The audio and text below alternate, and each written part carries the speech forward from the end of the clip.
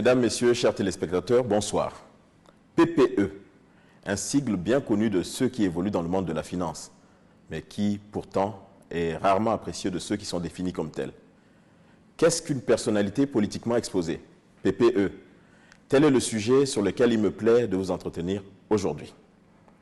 Une personne politiquement exposée est une personne physique qui occupe une charge publique importante. Il n'est pas obligé que cette fonction soit nécessairement politique. Il suffit qu'elle ait un pouvoir de décision significatif.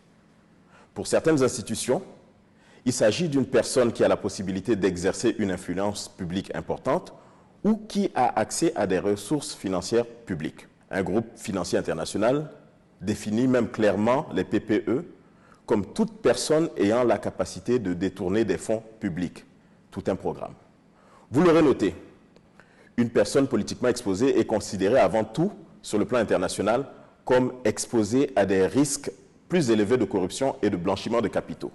Les PPE sont à cet effet des personnes à haut risque qui font l'objet d'une obligation de vigilance renforcée de la part des institutions financières. Lors de leur relation avec cette catégorie de clients, la préoccupation majeure pour ces organismes financiers est ainsi de se prémunir contre les conséquences des risques de corruption, de favoritisme et de trafic d'influence pour lesquels les PPE sont des sujets particulièrement exposés. Qui est PPE?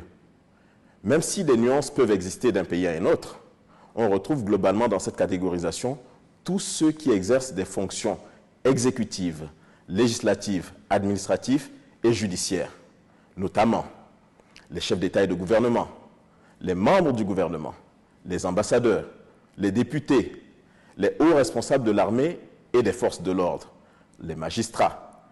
Mais y figurent aussi les membres des organes d'administration, de direction ou de surveillance des entreprises publiques et même des banques centrales, les hauts fonctionnaires de l'État et les fonctionnaires internationaux.